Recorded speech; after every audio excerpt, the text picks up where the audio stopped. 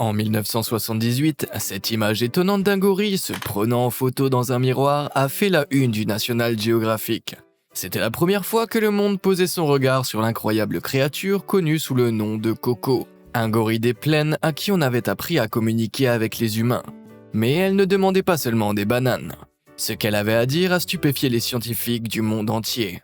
Suivez-moi et découvrons comment un singe nous a aidés à faire certaines des plus importantes découvertes sur le comportement des animaux.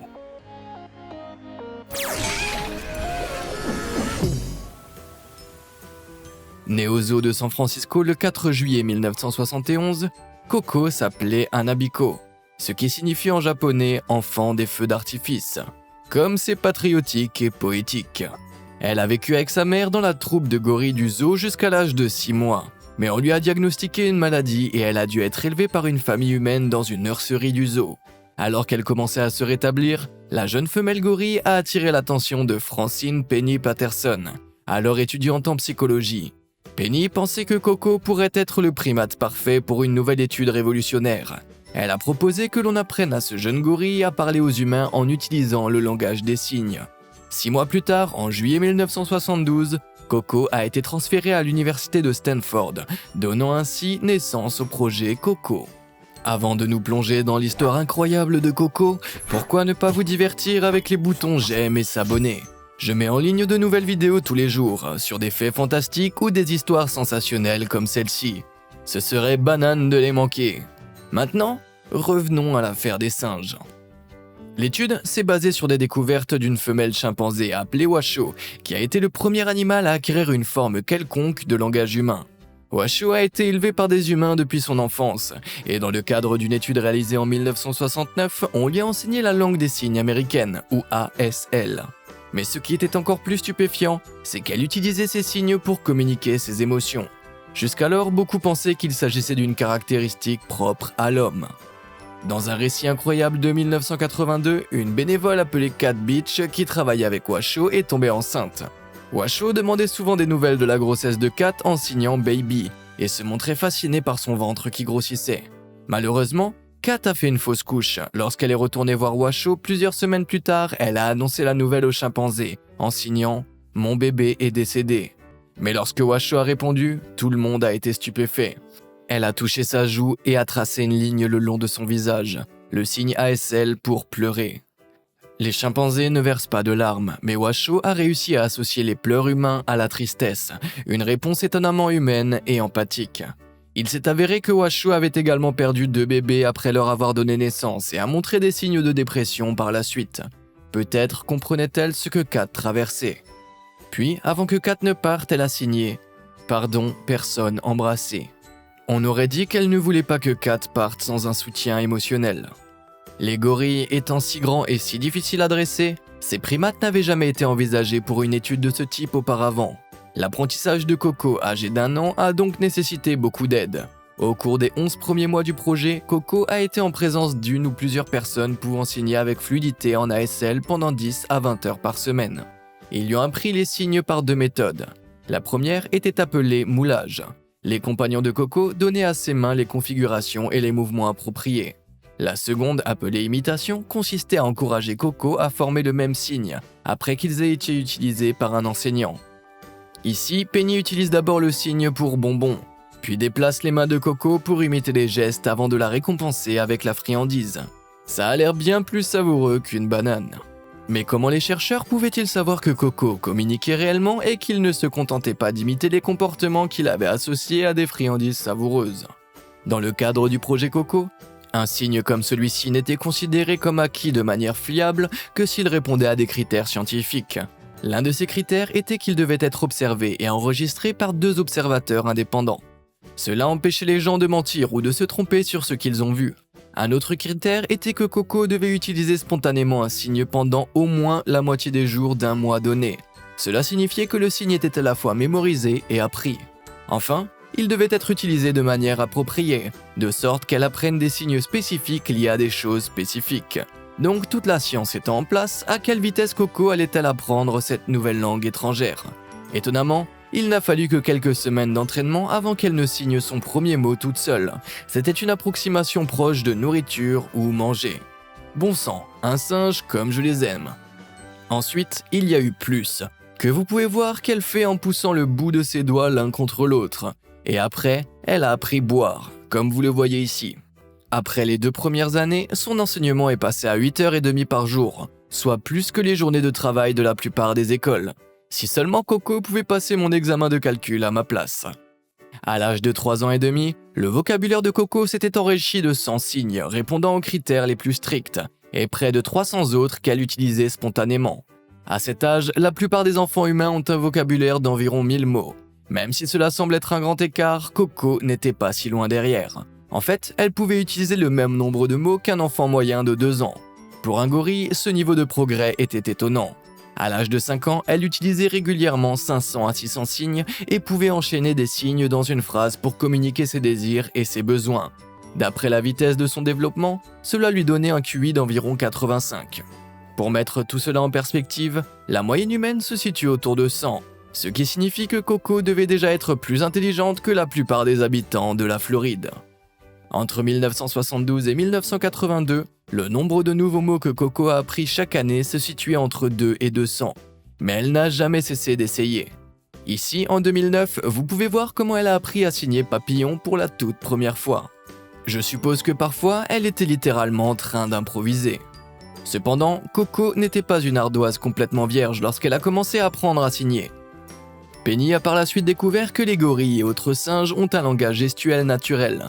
Bien qu'il soit beaucoup moins complexe que la langue des signes américaine, les singes utilisent ces gestes pour communiquer entre eux, ce qui pourrait expliquer comment Coco a pu assimiler la langue des signes humaines si rapidement. Mais elle a quand même dû adapter certains signes ASL à la taille de ses mains de gorille. Les gorilles ont des pouces beaucoup plus petits que le reste de leur corps, ce qui rend plus difficile l'utilisation de signes comme la lettre K par exemple. Comme elle a 2 K dans son prénom, vous pouvez comprendre que cela représentait un véritable défi. Au lieu de cela, elle a adapté le signe de son nom à une simple tape sur l'épaule. En faisant ces changements, elle a créé une nouvelle variante de langage appelée « langage des signes des gorilles ». En 1976, l'univers de Coco s'est encore agrandi. Penny a introduit un autre jeune gorille, Michael, dans sa famille humaine. Au début, les deux ne s'entendaient pas du tout. Coco n'était pas prête à cesser d'être une enfant unique, et il passait souvent de bagarres ludiques à des combats de lutte acharnés. Finalement, ils ont commencé à apprécier la compagnie de l'autre et à jouer à des jeux que Coco appelait Quiet Chase, la poursuite silencieuse, mais que vous connaissez probablement sous le nom de cache-cache. Une fois qu'il s'était bien installé, Michael a également appris le langage des signes, avec Coco à ses côtés pour l'aider. En seulement 12 mois, il a appris à utiliser plus de 20 signes. Au fur et à mesure que les gorilles interagissaient, ils ont pu s'entraîner à signer entre eux. Et Michael a même appris à Coco les noms de 2 chercheurs différents, Ingrid et Karen. Heureusement, c'était à une époque où les mèmes de Karen n'étaient pas encore populaires. Sinon, ce nom aurait pu être signé en « Puis-je parler au directeur ?» Malgré les progrès évidents qu'ils aient réalisés dans leur développement, la maîtrise du langage humain par les 2 gorilles était loin d'être parfaite. Même si, à leur apogée, Coco connaissait plus de 1100 signes et Michael environ 600. Il restait encore beaucoup de lacunes dans leur vocabulaire. Cela implique que Coco pouvait parfois généraliser la signification d'un signe. Par exemple, elle utilisait le signe paille pour désigner tout ce qui ressemblait à une paille en plastique, comme un tuyau, un stylo, des cigarettes ou même une antenne de voiture. Compte tenu de ces défauts mineurs, comment les chercheurs ont-ils pu prouver que ces gorilles apprenaient réellement les signes et ne se contentaient pas de deviner la bonne réponse ? Cette énigme délicate est connue sous le nom de charge de la preuve et constitue un problème en psychologie animale depuis le célèbre incident de Hans le Malin. Arrêtons un instant les singeries et retournons au début du XXe siècle dans l'écurie d'un cheval appelé Hans le Malin. Hans n'était pas malin sans raison. Ce cheval pouvait apparemment faire des maths. Son entraîneur, Willem van Osten, avait appris au cheval à taper du sabot contre le sol pour répondre aux questions de mathématiques. Ainsi, s'il disait « Combien font 6 plus 15 ?», Hans tapait 21 fois du sabot avant d'être récompensé par une délicieuse friandise. Il avait presque toujours raison et pouvait même répondre aux questions posées par d'autres personnes. Mais les scientifiques n'étaient pas convaincus. Après quelques tests rigoureux, ils ont découvert que si Hans le Malin ne pouvait pas voir son examinateur, il ne pouvait pas répondre à la question. La vérité est que Hans ne maîtrisait pas les mathématiques, mais il pouvait assigner certains indices de l'examinateur à une friandise savoureuse à la fin. Ces petits signaux, comme le fait de regarder le sabot du cheval pour commencer à taper et le soulever de regard pour arrêter, étaient exactement les mêmes que ceux utilisés pour apprendre à un chien à faire des tours. Avez-vous une histoire étonnante sur le dressage d'animaux? Pour faire des choses étonnantes? Peut-être que votre chat sait jouer au piano, ou que vous avez appris à votre perruche à chanter l'alphabet à l'envers. Quoi qu'il en soit, je voudrais en savoir plus. Écrivez-moi à story@beamaze.com ou commentez ci-dessous et je reviendrai sur certains de mes sujets préférés. Après ce petit détour, revenons-en aux gorilles. Comment les chercheurs ont-ils pu prouver que Coco et Michael apprenaient réellement la langue des signes et qu'ils ne se contentaient pas d'associer des gestes de la main à des collations? Pour prouver qu'elle était plus intelligente que le singe moyen, Coco a été soumise à une série de tests lorsqu'elle avait 4 ans. L'un des chercheurs plaçait un objet dans une boîte munie de vitres transparentes, de sorte que Coco pouvait voir l'objet, mais pas le second chercheur. Ensuite, on demandait à Coco « Qu'y a-t-il dans la boîte ?» À aucun moment le second chercheur ne voyait l'objet placé dans la boîte. Ce type de test est qualifié de double aveugle, ce qui signifie que les résultats ne peuvent pas être affectés par une interférence humaine. Les objets étaient tous des choses que Coco connaissait bien et qu'elle pouvait signer, comme un lecteur de diapositives ou une fleur. Sur les 50 objets qui lui ont été montrés, elle a obtenu 31 réponses correctes. Elle a parfois commis des erreurs en fonction du type d'objet présenté, par exemple en confondant un bonbon avec un cracker. Parfois, elle utilisait un signe dont la forme était similaire à la réponse, mais qui n'était pas tout à fait correct. D'autres fois, elle ignorait complètement la question et demandait l'ouverture de la boîte en signant « clé ouvrir » ou « clé boîte ». Même si c'était loin d'être un score parfait, obtenir 62% de bonnes réponses était tout de même un résultat élevé. Plus important encore, cela prouvait que Coco ne cherchait pas à recevoir d'indices de la part de ses chercheurs ou de ses compagnons, contrairement à Hans qui n'était pas si malin. Mais les objets et les noms ne représentaient qu'une partie du vocabulaire de Coco et Michael. Étant entourés de personnes tous les jours, les émotions constituaient une part importante de leurs interactions quotidiennes. On leur a enseigné des signes pour différents sentiments tels que pleurer, aimer et triste, qui, comme vous pouvez le voir, sont presque identiques aux variantes humaines de l'ASL. Cela les aidait à s'exprimer et à raconter des histoires, mais ils n'étaient pas toujours gentils. Michael, qui était à ce moment-là un mâle alpha de 204 kg, a raconté un incident terrifiant survenu dans son enfance lorsqu'on lui a posé la question « Qu'est-il arrivé à ta mère ?»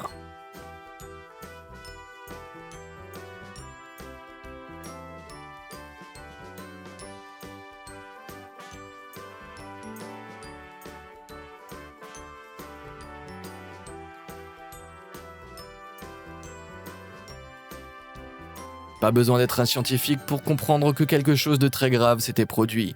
Michael est né en Afrique à une époque où la déforestation et la chasse mettaient en péril l'existence des gorilles. D'après son récit troublant, les chercheurs pensent que Michael a vu sa mère se faire tuer par des braconniers pour de la viande de brousse. Cet événement horrible l'a laissé orphelin et en captivité. Les gorilles n'ont pas non plus eu de mal à utiliser leur nouveau langage pour exprimer leurs pensées et leurs opinions sur les nouvelles personnes qu'ils rencontraient. Et elles n'étaient pas toujours très gentilles. Lorsque Coco a été interviewée par Cynthia Gorney, une rédactrice du National Geographic en 1985, elle ne semblait pas très chaleureuse au début. En fait, comme Gorney s'en souvient, Coco l'a traitée de toilette en langage des signes. Et il semble donc qu'elle avait aussi un grand sens de l'humour. Mais ces gorilles parlants n'étaient pas que des pessimistes. Il y a aussi beaucoup d'anecdotes originales à leur sujet. Cela peut paraître étrange, mais Coco a même développé une fascination totale pour les chats.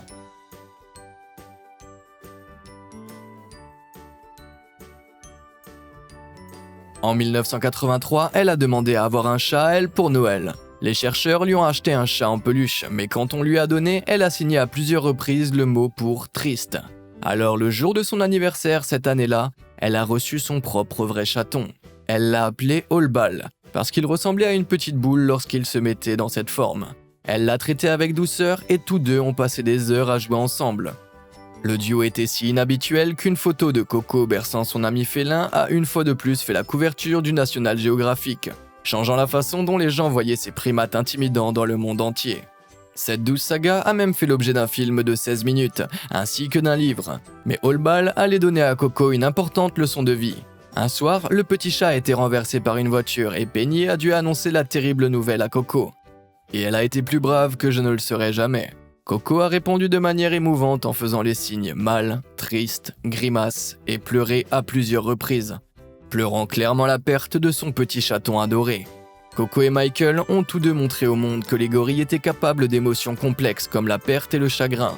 La seule différence réelle qui semble les séparer des humains est qu'ils ne peuvent pas exprimer leurs sentiments par des mots. Mais l'amour de Coco pour les chats n'a pas disparu avec Allball. Elle a rapidement trouvé de nouveaux amis parmi plusieurs autres chatons et s'est montrée tout aussi douce et attentionnée avec eux. Même plus tard dans sa vie, sa fascination pour les petites boules de poils a fait vibrer les cordes sensibles du monde entier. Pensiez-vous que vous verriez un jour un gorille demander qu'on lui mette un chaton sur la tête? Si cela ne vous fait pas sourire, vous devez vraiment avoir un cœur de pierre. L'histoire de ce précieux primate a attiré l'attention des médias et des célébrités de tout horizon et ont rapidement voulu passer du temps avec elle. En 2001, le comédien Robin Williams a été invité à la rencontrer. L'acteur avait l'habitude de captiver des foules de milliers de personnes avec son humour intemporel. Mais ici, c'était son public d'une seule personne qui a fait tout le spectacle. À un moment donné, Coco a même pris ses lunettes et a fait sa meilleure imitation du célèbre humoriste. Ils ont joué ensemble, et elle a même réussi à le faire rire en essayant de fouiller dans ses poches. Mais le plus étonnant, c'est qu'elle semblait le reconnaître. Lorsqu'on lui a donné une boîte VHS d'un de ses films, elle l'a rapidement désigné la couverture. Pensez-vous qu'elle savait vraiment qui il était ou que tout cela n'était qu'une drôle de coïncidence? Dites-le moi dans les commentaires. Malheureusement, Coco a dû faire une nouvelle fois l'expérience du deuil lorsqu'on lui a annoncé en 2014 que Robin Williams était décédé. Au début, elle était sombrement silencieuse, mais lorsqu'elle a vu une femme bouleversée qui avait travaillé avec Robin lors de son passage, elle a fait les signes pour femme et pleuré. Après cela, Coco est devenue très calme, la tête baissée et les lèvres tremblantes. C'était encore un autre exemple de la façon dont Coco pouvait s'identifier à quelque chose d'autre qu'elle-même. Ce qui nous a permis de mieux comprendre comment les animaux pouvaient se connecter aux gens d'une façon que nous ignorions totalement auparavant. Malgré son lien profond avec les gens, il est important de se rappeler que Coco était toujours fondamentalement un gorille. Vers l'âge de 10 ans, elle a commencé à désirer avoir un bébé. Pas un bébé humain, mais un bébé gorille. Un jour, elle a montré du doigt une image d'une mère gorille et de son bébé en disant « moi, cela ». On aurait dit que son horloge biologique avait commencé à faire tic-tac. Après une fausse couche, Coco n'a malheureusement jamais pu être mère. Mais cela n'a jamais changé son instinct maternel. La façon dont elle traitait ses poupées, en particulier ses poupées gorilles, montrait son côté maternel. Elle bougeait leurs mains comme si elle leur apprenait à signer, comme si elle essayait de transmettre tout ce qu'elle avait appris. Mais comme nous l'avons vu avec l'incident des toilettes, Coco n'a pas toujours été aussi innocente. À l'âge de 3 ans, Coco a utilisé ses pouvoirs de communication pour élaborer son tout premier mensonge. Elle avait cassé un chat en peluche dans sa tanière, mais quand on lui a demandé ce qu'il en était, elle a répondu « Kate, chat », accusant vraisemblablement l'un de ses chercheurs, Kate. Cependant, Coco a peut-être voulu dire que Kate était avec elle quand le chat a été cassé. Dans ce cas, il n'y a pas eu de mal. Mais un autre événement a définitivement surpris Coco en flagrant délit. Elle était assise sur le comptoir de la cuisine, mais celui-ci n'a pas supporté le poids d'un gorille de 5 ans pesant près de 135 kg, et le dessus s'est effondré. Quand Penny l'a interrogé à ce sujet, Coco a répondu « Kate l'a mal ». Soit Kate pesait le même poids qu'un jeune gorille, soit Coco lui en voulait vraiment. Quel singe malicieux. Mais comme il fallait s'y attendre, Coco n'était pas la seule à être prise en flagrant délit de mensonge. Un jour, Michael a déchiré la veste d'une bénévole appelée Ellie. Quand elle a demandé « Qui a déchiré ma veste ?», Michael a fait le signe pour Coco. On dirait que c'est chaque gorille pour soi. Quand on lui a demandé à nouveau, il a eu l'audace de rejeter la faute sur Penny. Finalement, il a avoué en signant Mike. Mais la relation de Coco et Michael avec la langue anglaise était également au-delà du langage des signes. Les chercheurs parlaient aux deux jeunes gorilles pendant qu'ils signaient et apprenaient afin qu'ils puissent associer un sens aux mots ainsi qu'aux signes. You paint how you feel. I feel nice. You there. Okay. À l'époque, il était considéré comme presque impossible que les animaux puissent comprendre le langage humain parlé. L'idée allait même à l'encontre de l'une des principales théories du développement du langage appelée la théorie motrice de la perception de la parole. Cette théorie explique qu'un élément crucial de la compréhension des mots est de savoir comment les dire. Par exemple, quel est ce mot ? Avez-vous essayé de le prononcer ou de le décomposer en syllabes ? C'est votre système moteur qui entre en action. C'est pourquoi nous répétons parfois des mots que nous n'avons pas entendus auparavant, ou pourquoi les enfants qui apprennent à parler répètent des phrases qu'ils ont entendues mais qu'ils ne comprennent pas. Sans la possibilité d'articuler le mot, il a été proposé que la parole ne puisse être comprise. Mais Coco y est arrivé. Regardez comment elle suit les instructions verbales de Penny. One more and then you turn it off, okay? Good. Quelqu'un d'autre est totalement abasourdi en ce moment? Eh bien, plus Coco vieillissait, plus elle pouvait répondre à des questions complexes. Et si on lui demande comment elle aimerait agrandir sa famille? Sans aucun langage des signes, Penny présenta 4 options à Coco, lui demandant laquelle elle préfère. 2 female adult gorillas come to be with Coco and Ndume to make babies here. Non seulement Coco a compris, mais elle a également choisi l'option qui ressemblait le plus à une troupe de gorilles. En d'autres termes, c'était l'option la plus logique. Donc ce n'était pas qu'une supposition. Coco pouvait comprendre l'anglais dans une certaine mesure. Totalement hallucinant. En plus de cela, Coco utilisait aussi les sons de certains mots pour créer ses propres signes. Comme elle ne pouvait pas demander à haute voix ce qu'était une chose sans connaître les bons signes, elle devait faire preuve de créativité. Un jour, Coco avait envie de browse. C'est une sorte de mélange de légumes verts à feuilles qu'on lui donnait entre ses repas. Bien qu'elle en ait mangé presque tous les jours et qu'elle ait entendu son nom de nombreuses fois, elle n'avait jamais reçu de signe spécifique. Alors comment demander quelque chose quand on ne connaît pas son signe et qu'on ne peut pas parler? Montrant à quel point elle était intelligente, elle a commencé à faire ce signe. Au début, ça a dérouté ses gardiens, mais ils ont réalisé qu'elle portait sa main à ses sourcils. Coco savait que brows, les sourcils, et brows avaient une consonance similaire, et en faisant le lien, elle était capable de communiquer exactement cela.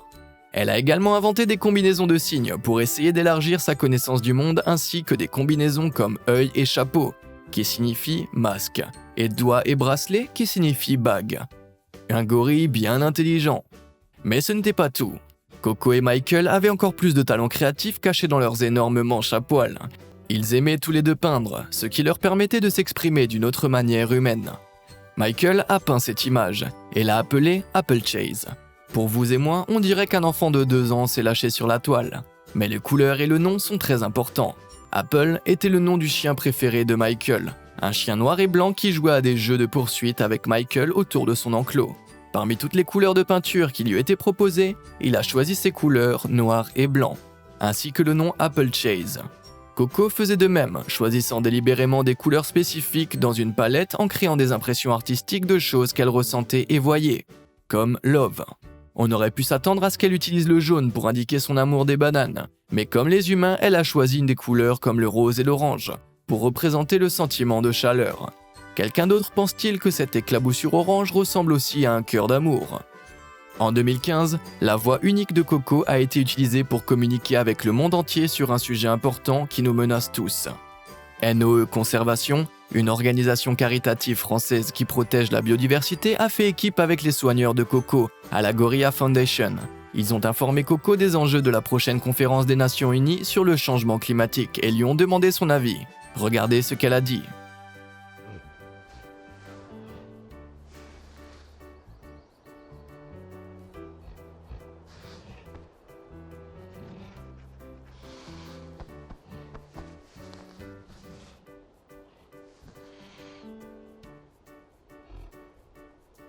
Elle poursuit en signant que nous devons nous dépêcher de réparer la Terre et que la nature a besoin de notre aide, et termine par un merci très poli. Faisant preuve de plus de manières que la plupart des humains. Greta Thunberg serait fière. S'il est clair que sa réponse avait été fortement modifiée et qu'elle n'est peut-être pas tout à fait spontanée, les signes eux-mêmes étaient indiscutables. Réparer Terre et homme stupide ont des significations assez claires si vous voulez mon avis. Cependant, nous ne savons pas si Coco a vraiment compris ce qu'était le changement climatique, et malheureusement, nous ne le saurons jamais. Coco est décédée dans son sommeil en 2018 à l'âge de 46 ans. Son meilleur ami Michael avait également entrepris son voyage vers cette jungle céleste 18 ans auparavant. Ces deux singes étonnants ont établi que la communication entre espèces est possible. Mais Coco avait également laissé à l'humanité une énorme leçon. Elle faisait preuve d'une grande profondeur émotionnelle. Elle pouvait aimer, apprendre et faire son deuil de la même manière que les humains. Bien sûr, il y a encore des sceptiques. Certains ont fait remarquer que les singes communiquent surtout par des signes fonctionnels, comme demander de la nourriture ou des jouets.